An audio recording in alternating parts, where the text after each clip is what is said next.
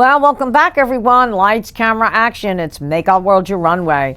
You know, this is the weekly show that interviews the most fascinating individuals from the world of modeling, fashion, beauty, pageantry, business, and even the entertainment industry. And as always, we have a great show planned for you today.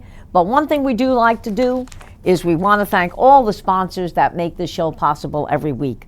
And that is the Global Trade Chamber, 100 Successful Women in Business, Lux Salon, Queen Beauty Network, Tower Club, Royal Dames, Vita Designs, Casa Calabria, and the Bangladesh American Chamber of Commerce. So sponsors, thank you so much for making this show possible. And also, we'd like to tell our viewers, remember to subscribe to the Global Trade Chamber YouTube channel so that you can see all the shows from Make Our World Your Runway and Success Stories. And I always tell you to highly tune into Success Stories because you are going to see the most amazing women that have come from business, humble beginnings, and have worked their way into community service and have become some amazing entrepreneurs. So once again, remember to subscribe to the Global Trade Chamber YouTube channel so that you can see all the shows from Make Our World Your Runway and Success Stories. And once again, get ready for some exciting conferences, speakers, and awards as 100 Successful Women in Business and the Global Trade Chamber are going to come to a city near you.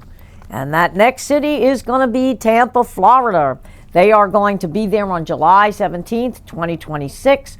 Right now we have early bird registration. They need exhibitors and they need speakers. So if this is a great opportunity for you to promote your business and also meet other businesses that you can network with. Now, take it from me, these shows are always a sellout. So if you want to be an exhibitor or you do want to speak, I would suggest registering now. So you can always go to the website at www.100swb.com for all the information, or you can also go to www.globaltradechamber.com for all the information. You can also call 954-839-8866 and you will get all the information there. Now, if you just want to attend the event, these events are free, but I'm going to advise you, even though it's free, sign up today because I'm telling you the last event we just did in Sunrise was a complete sellout. So we definitely want to see you at the Women Business Expo and Conference in Tampa, Florida at 2026, July 17th, and it's going to be at the Embassy Suites Hotel on South Florida Avenue in Tampa. So we look forward to seeing you there. And now, ladies and gentlemen, we are going to get on to our show. I have got a lovely woman in here today, and business and communications professional. She's an entrepreneur, public speaker with a background spanning corporate communications, healthcare, experimental marketing and operations, and strategy. From Fortune 100 pharmaceutical giant Eli Lilly to global diagnostic leader Roche, industrial powerhouse Timken, and the billion-dollar event firm Freeman. She has built a career delivering results across some of the world's most demanding organizations and is now bringing the same rigor and expertise to nonprofits and small and medium businesses alike. And she also holds a BA in corporate communications with a minor in French from Walsh University in Ohio. So ladies and gentlemen, without further ado, and she's going to tell you about all the wonderful things that she does, let's welcome Helen Kalorides to Make Our World Your Runway. Welcome, Helen. Thank you, Angela. I'm excited for our conversation. Oh, yeah. Well, you've done a lot. I have. You know, my husband would love this. You've got a minor in French from the Walsh University. Yes. He would love that because I always say when he was stationed in Belgium in the Air Force. Oh. Okay. And he loved France. He used to go over there when he'd be on leave. And he learned the language back then because, of course, in Belgium they do speak French. And I even said to him the other day, I said, I'm surprised you didn't take up dual citizenship in France. I said, in the United States. It's because I said, he loves that country for some reason. He loves the culture. He's, we've heard it's not the same as it was back then in the 70s or the 80s. But he said, no, he said, there was just something about the French people that he loved, And he still speaks French today. He's brushing up more on it now, but I love it. I go into a French restaurant, I just sit there and I go ahead. And and it's true, when you speak their language, you seem to get so much more out of them than if you just speak English. Right. Well, cultures really appreciate it when you immerse yourself in their culture. So, in addition to having learned back in my formative years, I'm Greek by ethnicity, so I also speak Greek, and that's something that just as a native, Greek speaker, Right. that when we hear someone, it's not so much that they do or they don't know the language. It's that they're trying, and we Yes. really appreciate that they're trying to take a liking to the language and appreciate the culture and what we have to offer. But France is absolutely a beautiful country. I've been, seen the museums, enjoyed the food, too much of the food, and it really is a beautiful place to visit. Everyone should go at one point. I know. I almost got there this year. My husband says he's got to take me. I almost went to the Cannes Film Festival, of course, which is more near the Monte Carlo side. But I had one of my pageant girls go, and my designer went, and what I saw, the red carpet and everything, I said, man, I didn't even beat the Academy Awards, what we do here. But it's funny, you mentioned Greece. I'm going back, I believe it was in 1996? No, 1997. I had the opportunity of going to the island of Crete. I stayed at the Athenia Palace. That was beautiful because I was on top of the mountain, okay, and I would just look out every day and you see the ocean. It was beautiful.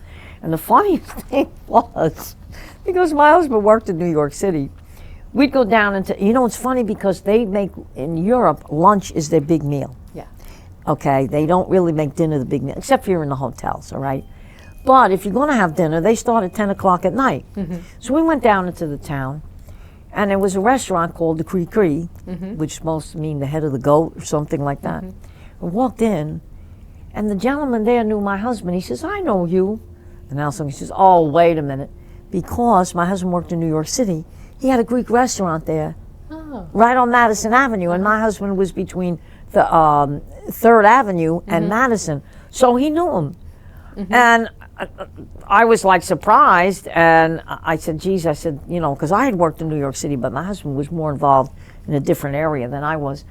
And I said, is there anybody you don't know? I said, we're in Greece. I said, and you are. So just because my husband knew him, okay, he brought all this food out, and I said, there's no way I'm going to eat all of this. But it was on him. He said, oh, this is complimentary. I was like, I don't believe this. Well, Greeks are a very hospitable They culture, and we enjoy having people. And Greece has really changed, much like you said, France. Greece has also changed since back then.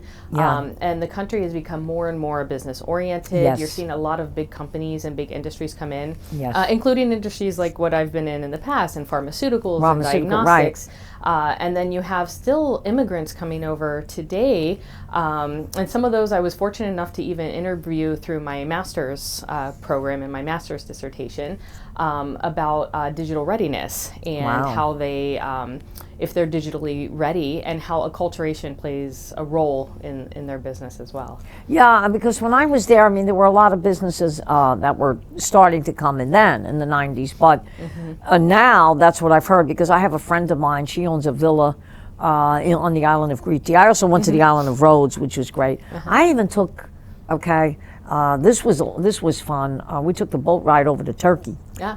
Okay, I went over to Istanbul, and that was great. But what was really interesting is that when I was there, one of the museums, because I was there with the Mrs. Globe pageant, and they had, believe it or not, there were a lot of sponsors that they had, and they had women from all different countries come there. And it was great to know the Greek culture. And in fact, one night we went to a dinner, and they said this was old Greece. And the dances that they were doing were almost very similar to the Italian dances, like the Tagliatelle, and even the food was very similar. Yeah. I was very shocked on how, I said, oh, I'm probably going to eat different food here, but it was very similar to what they had in Italy. But just to really learn that culture. And then one of the museums in the city there, he had sponsored the pageant. He knew my husband because, again, he had he also had a place in New York City. He had a museum, an art museum. And it was just interesting to learn that I didn't realize how many people in Greece also had businesses in New York. Absolutely. And not just in New York. These are things that I've also discovered in my research, that Greeks are global. I mean, we have communities in Panama and Buenos Aires, in Australia has a big Greek community. So Greeks have really, and especially because of the shipping at the time and just different immigration and migration patterns, Greeks have really spread throughout the globe. They have. And we've taken those things that we're most proud of, and we've taken those with us and shared those with other people, because it is such a hospitable culture, much like the Italians. And the Italians. Similar, yeah. And it was so funny because where we were, I walked into this one store, and I was, looking to buy some knickknacks and things. I wanted to buy some things to bring home. And there was this lovely woman in the store, and her mother was sitting there. So I went in, and I said to her, good evening. I said, beautiful store. And she just looked at me. I didn't know if she spoke English. Okay, and I had two other girls with me, and they went in, and they said, good evening. They said, oh, it's beautiful. We'd love to buy some souvenirs. And when we said that, all of a sudden she turned around and she said to her mother, she said, now I've got ladies in my store. And I looked at her and I said, because, I'm a little bit of a comedian. I said, you do? I said, what did you have? I said, before. She said, I don't think you understand. I said, no. I said, explain it to me. She said, we get Americans that come in here and don't acknowledge us because they don't think we can speak your language. They just come in, they want to buy souvenirs, they don't say hello, they don't say thank you. She said, you three ladies came in here, said hello, said I had a beautiful store. She said, and acknowledged my mother sitting there. So I said, whoa. I said, we did so. I said, well, you know what? I said, I was kind of raised that way. I said, it is the proper thing to do when you walk into someone's store. So she told me and the two other girls that were with me, she said, pick out anything you like and it's on me. And she gave that to me. I still have this beautiful vase that she gave me. I mean, absolutely beautiful. And my husband was down the road, he was buying something, and I told him that, and he said, what do you think they do in France? He said, if you don't go in a place in the morning, you don't say bonjour, monsieur, or whatever. He said, they will actually yell at you. He said, because that's the respect, he said, that you're supposed to show.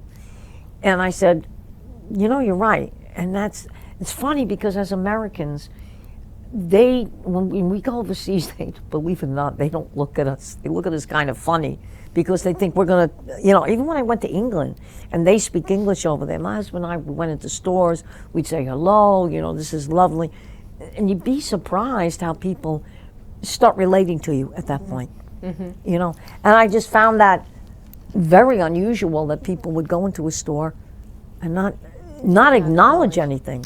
Yeah, that's something that I think sometimes we forget as we kind of move forward in society, and something that I pride myself on in my work and in the business that I have, is that one thing that we can't replace right now is that human connection. Exactly. And that authenticity. And that's not something that we can really even fake. That's something that has to be genuine, and it has to come from the heart and come from within. Because we have all these digital tools that maybe can support these type of things in society. But when you walk into a store, like you mentioned, and you meet a shopkeeper, in that moment it's you and them, and you can't forget about that authenticity. You can't forget that there's that human experience. It's not mutually exclusive. So of course different cultures have different ways and different nuance and different things that they value, but at the end of the day, that connection and that experience is most important and can't be replaced. Exactly. And my husband, being that in the telecommunications industry and working in New York, there were different languages that he picked up on. So we were in Disney World, and I happened to go into the Japanese pavilion, and I bought a few things there. And when I was at the cash register, and she was wrapping things up, and I went like this to her, and I said, "Domenicato." That's all I had to say. Oh, they were all coming out, hugging me and kissing me. You want this, you want that. Lady behind me said, "What did you just say?" I said, "Thank you" in Japanese. And they respected that. And just the fact that I bowed to them and respected their culture.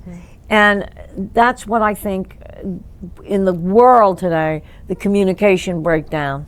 Okay, that's what's happening. That's why there is so much going on, and people don't get along because they're not recognizing the cultures. Yeah, and that in communications theory, we call that noise. Exactly, noise, right. And that noise continues, and that happens in day-to-day communications, that happens in different experiences we have, that happens in business. Right. And I wish there were an easy solution to solve it, because whatever communication professional comes up with that, they're going to be extremely, extremely wealthy for having discovered the solution to that.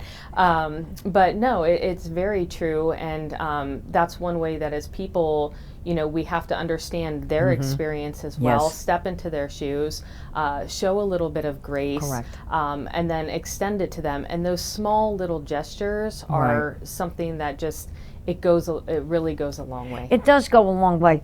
And what I love, you said you were involved with the pharmaceutical companies? Yes. Eli Lilly's a big one. It is, yes. So that was a company, I worked for a third-party company, and we completely integrated with their system as part of, I was on a corporate account team that integrated with them, and a couple different products line within Eli Lilly at the time.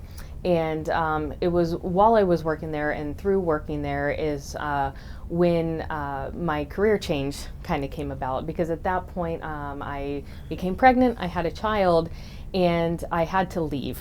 Yeah. And I didn't leave for lack of ambition or lack of not even enjoying what I was doing. I was very much enjoying what I was doing. I was traveling. Right. I worked with amazing people. I loved the work that I did. But at that point, I had to assess my priorities. Yeah, recess, and my premature child was my priority at that point. But through that, I was able to reinvent myself and redefine what success looked like for me. And through that came this beautiful transformation into what I'm doing now. And I was able to take the skills that I had from before and apply them in a different way. Some of these skills that we have as professionals are transferable across industries, across positions. So whether it's communications, whether it's strategy, whether it's a type of operational role, it might be different. It might be diagnostics, it might be pharmaceuticals, it might be an industrial role. And there's nuances to all those and things you have to learn for each of those. But at the end of the day, those are all transferable skills. And that's something now that I work with my clients to bring to them in these small and medium business enterprises to help them excel. Exactly. Because oftentimes these smaller companies, they don't have the resources that these large companies have. Exactly. When you're at a large company, you have a legal question, it's a phone call away. Or should I say phone call away, the more modern. The more modern, the phone call away, right. So it's a phone call away, or a Teams Slack message away.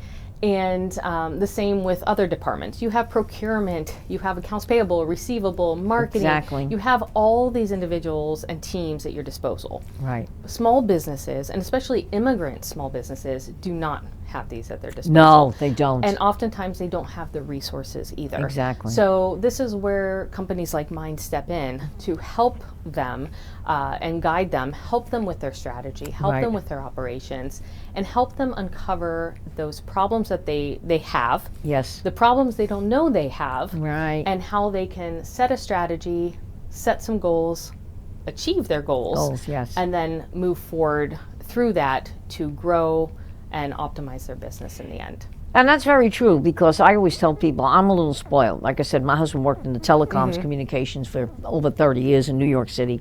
He worked for, well, he started out as Western Union International, and then MCI bought them. Yeah. So he was with Western Union for 7 years, and then MCI for 8 years. So that was like a total of 15 years. And when you work for those companies, you've got a phone number, you can dial around the world and whatever. And then he went to work for Cable and Wireless, and Cable and Wireless, that was an unbelievable, company. I mean, he was putting networks in around the world, okay? And I used to tell people, have suitcase, we'll travel, because I just jump in there, But, and again, I was spoiled because he'd have an 800 number. Well, I was in Greece, And most people, back then it was only a calling card. They don't have what they have today. Yeah. A lot of these young girls couldn't dial out. They wanted to dial home. So my husband having this 800 number, he'd put it in, and he was dialing around the world. So here I was, oh, you want to make a phone call here? Well, let's dump that 800 number in. But those were major companies that had those resources, okay? But the smaller telecoms companies don't have them, okay? Yeah. That's why when getting a cell phone or something, and I talk to T-Mobile or Metro or something, I lose them because they said, well, how do you know about a T1? How do you know about frame relay? I said, I lived with somebody that did it for 30 years. I actually learned the job. Whether you want to or not. Well, I found it interesting, okay? But the reason why I had to learn it is because my husband had a total 4.5-hour commute. I lived in Jersey, okay? Wow. Yeah. We lived in Morganville. So it was 2.5 hours one way going into New York and 2.5 hours coming back into Jersey. So he'd be on the bus. And, of course, Europe, it was different time frames. So I would constantly get Japan calling me up, IDC. So I said, wait a minute. I said, he's in the Lincoln Tunnel. I said, well, hold on, I got the order here. And I would start talking to them. One day they called up and I said, look, I said, I know there's a new order that came through. I said, I don't have a copy of it yet. I said, but as soon as Al comes home, I said, I'll have him call you. We don't want to talk to him. We want to talk to you. And I'm like, what?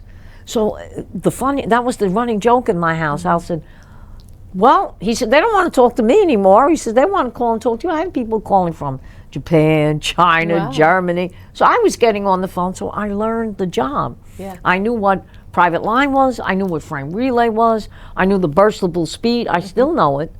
And that's why even with AI, I can kind of understand it because AI somehow or another filtered into frame relay with that burstable speed.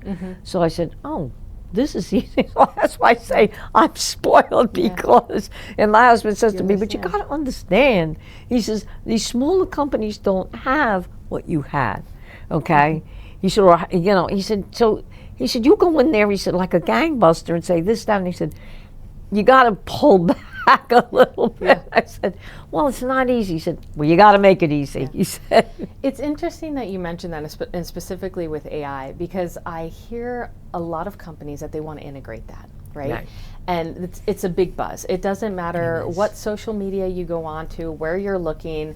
You're hearing Claude, Perplexity, you're hearing Gemini, you're hearing all the different tools of AI that are out there. And I mentioned previously that I did my master's program, and I had a very heavy research-intensive dissertation.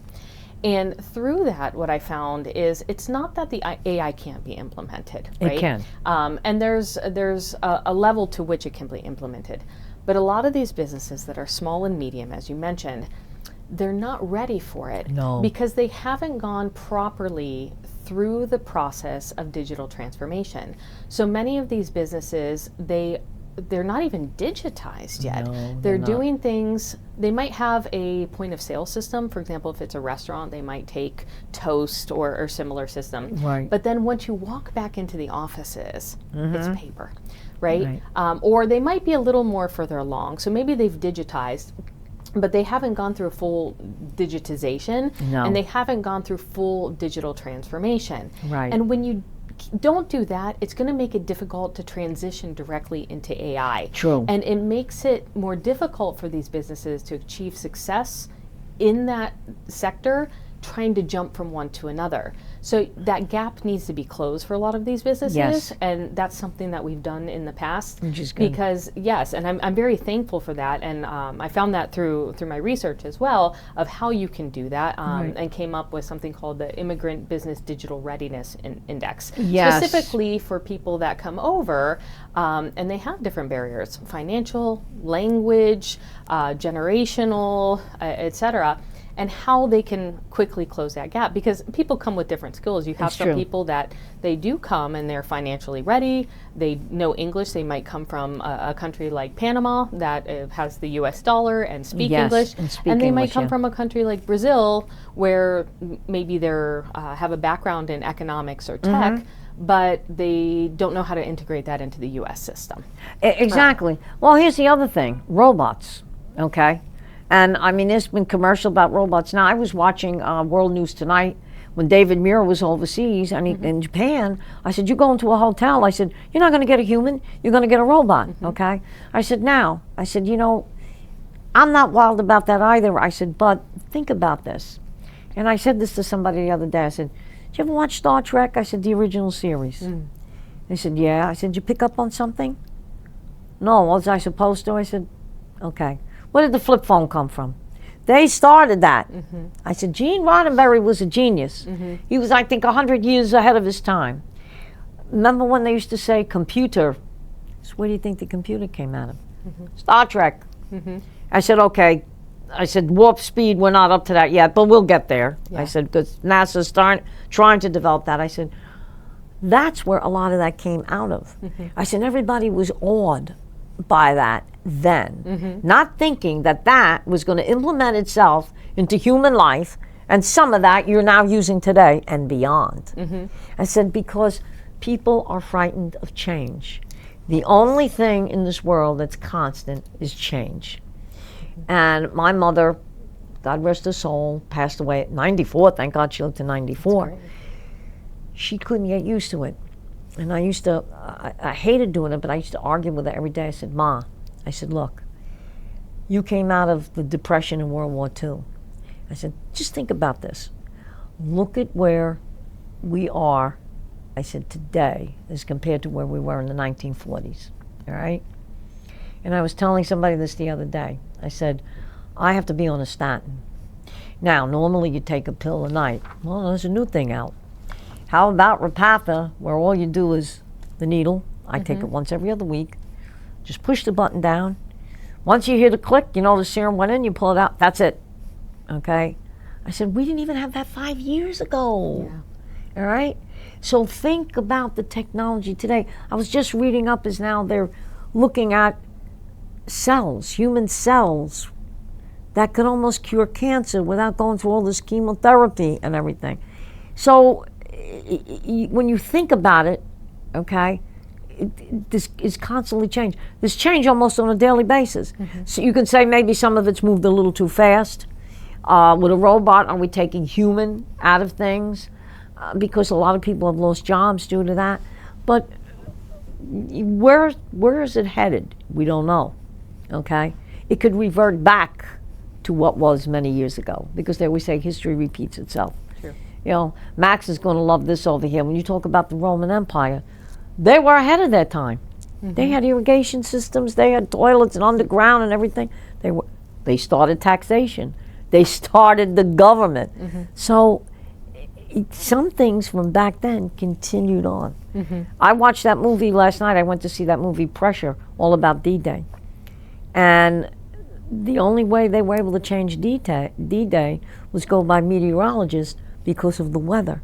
Okay, now today that's different. All right, they had to go by maps and what happened years ago to predict how the weather might have been at that time. Now today you go to the computer and say, oh, there's two storms colliding. Okay, you know. So it's constantly changing. It is constantly changing, and I think there's still a place for humanity in it. Oh, there has to be somewhere. Because as we spoke earlier, you can't replace that human element. You can't. You can't replace trust. You can't replace authenticity. You can't replace true connection and communication. No, you can't. You can support it, but right now where we're at, you can't replace it. No. So we see things that are coming out. For example, the Catholic Pope in Rome has come out with an encyclical, and I know there's some buzz going out around that. But my understanding is, if I read it correctly, and forgive me if I didn't, because this isn't exactly my lane, is that he was asked to do that by the AI company, by Yes, he was. Yes. Because they're looking for people to double check themselves and check where they're going. And I think we're just in this age where things just keep evolving more rapidly and more rapidly. And I see it and liken it to the time of when cars were coming out. We had a lot of manufacturers that eventually started, and then eventually it narrowed, and now we still have more. And I think that's why there's a lot of confusion, especially which AI do I use, and this AI is different. Well, the same with vehicles. A Ferrari is not the same as a Honda. And in their essence, they're the same, right? They're all both vehicles. They both will get you from point A to point B, but at the end of the day, they have a very different makeup and a very different purpose. They do. And that's what a lot of these companies are too. So Right. I think we'll continue to see that transition, but I wouldn't be surprised if we start seeing these companies bring some people back Yes. into it. And it's not that they'll be going back to the roles that they were in, but they'll be redefining the roles Redefining, of exactly. what they're doing and how it works with the Right. technology. So it's an unfortunate time. I do see, unfortunately, a lot of individuals now, especially on LinkedIn, they're open to work or they're trying Yes, to pivot I and saw that. transition, Right. whether they're senior in their career with every credential and degree behind their name, or they're just getting started. Exactly. And some of these very bright young individuals, which they're graduating high school now also with college degrees at College the same degree time. and not getting a job, right. And they're not able to find work. But I think once we get through this kind of rough patch and this funnel, I think and I hope that it'll open back up so that will. we can integrate people back into this process and make it so that we bring back in that human connection. And to I it. think, well, I was in a hotel on Saturday night, and I should have filmed it because my husband was going crazy. Okay, he didn't see the valet guy. He went into self-parking. I said, you should have taken the valet. So we had to go up to the 8th floor and park, which that was okay. But now a friend of mine was just getting out of her car. It says, okay, garage elevator's here. So we opened the door. I figured, you push the button, No. You had to go outside the door. There was a screen. You push the floor you want to go to, and it tells you the elevator to go to. And when you get to that, if it tells you, okay, go on the 8th floor, elevator number 2. So you go to elevator number 2 is, you don't push a button. That elevator will just come to you and take you where you are. I said, you've got to be kidding. Now you got people out there, outside, didn't know what to do because we had to go to the rooftop. It didn't say rooftop. I said, all right, let's go to the lobby. I went downstairs, and I thought the guy was going to, he didn't know what to say. I said, I said, if we ever did this in New York with 1,000,002 people working in the Trade Center, I said, could you imagine this? I said, this is crazy. It's stupid. He said, all right, let me take you upstairs. But that's the technology now that's evolved, okay? I mean, how many years ago in New York City you had elevator operators, okay, that take you to the, not today, okay? So I said, oh, now you got to push the floor, elevator 2, elevator 4. And I said, well, don't we have to push another button? He said, oh, no, it's just going to come to you and take you where you need to go. I said, what happens if that elevator gets stuck? He said, oh, there's an emergency button in there. I said, geez, at least we got something, but it's you're right. So you kind of almost have to learn the new technology, but integrate still the human side of it. Absolutely. Yeah. But anyway, I hear we got 5 more minutes left. So what would you like to tell our viewers that you feel is important? Well, first of all, thank you. Thank you for having me quite today. welcome. Thank you for this experience and this conversation. I really enjoyed it. I'd like to say that if you are interested and if you're a small business and you're trying to transition and you need some support, you can reach out to us.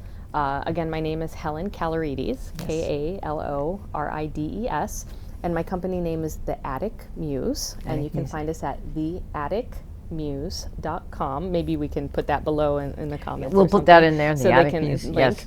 And we give free consultation calls, and we can help you out. We'll talk with you about any problem that you're experiencing Great. and how we can support you through your transition time. That's excellent. Yeah, I mean, and it's true. So many people need that help.